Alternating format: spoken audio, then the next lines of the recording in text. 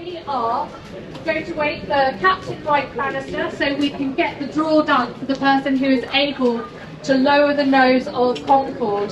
So, Captain Mike, when you're ready, if you care to join me. Thank you, Mary. Good afternoon, everyone.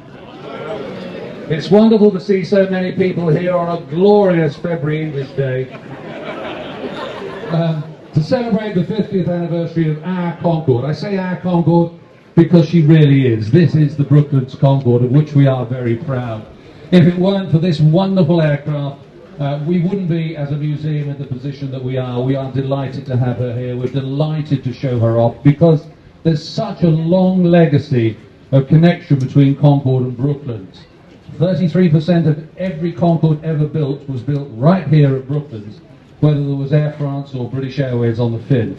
Most people think that the airplane was built in Bristol or Toulouse. No, it wasn't. It was assembled there. A third of each airplane was built here and designed here. Up there in the distance, you may be able to see a silver airplane. It's a Vickers Viking. It's effectively the airliner that was developed from the Wellington bomber after the Second World War. It's 36 seats, propeller-driven, unpressurized, square windows, and a tail wheel. Yet there is only 23 years between the first flight of that airplane, which is worth a visit, and the first flight of this airplane. The amazing thing to me is that both airplanes were partially designed by the same teams here at Brooklands. So we really feel this is our airplane and it's her birthday. And today we're going to lower Concorde's nose. We rarely do that, and today is a very special occasion, so we're going to do that. And of course we've had a raffle to choose somebody from amongst you who will lower the nose. Now, thank you very much indeed if you've contributed to that raffle. We're really, really grateful. We're going to ask one of our younger attendees here to draw the ticket, because it's the future that counts. So Artie over there, I've already spoken to. Mary will go over to Artie, the young man there in the orange shirt. He will pull the ticket, and so you can tell that it's totally unbiased because he's young and wouldn't dream of being possibly corrupted. Very much. You got a special badge as a thank you from us here at Brooklands. It's a little badge to mark the 50th. So thank you. Okay, so ladies and gentlemen, the winner of the raffle and the person who will join us to help to lower Concorde's nose on her 50th anniversary, something that will never happen again. The nose lowering might, but the 50th anniversary won't. Is number 356. 356. Let's use it. Well, there's the thing. Come forward. Up around the applause.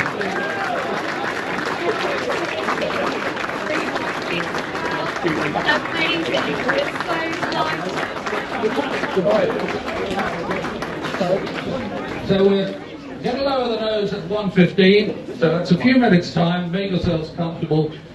If the weather permits and you feel up to it, you get the better views towards the front of the airplane, but I won't ask you to move yet because you're under the world's most expensive and exclusive umbrella. Thank you.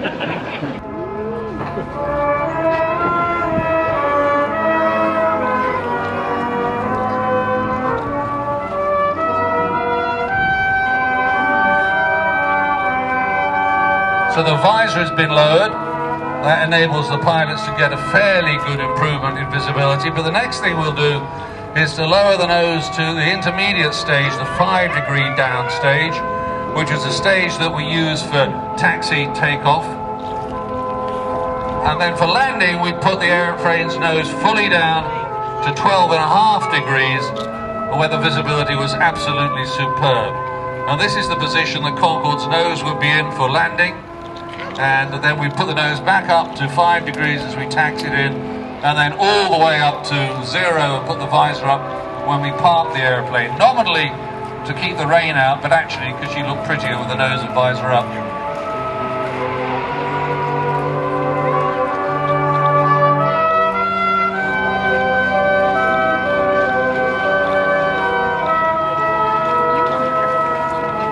Many people have the opportunity to visit Concorde's flight deck, comment that the visibility up there must be fairly limited, which it is when the visor's fully up, but actually in supersonic cruise at twice the speed of sound, 1,350 miles an hour, at 60,000 feet, you could see 750,000 square miles of the Earth's surface. So we'll now bring the nose back up to the 5-degree position and then to the fully up position. And we would raise the visor if we were going supersonic, but we're not. So His Royal Highness has exercised the nose and visor. I'll nip and check that everything's okay, and then at 1:15, we'll invite Raffle winners to lower the nose once more.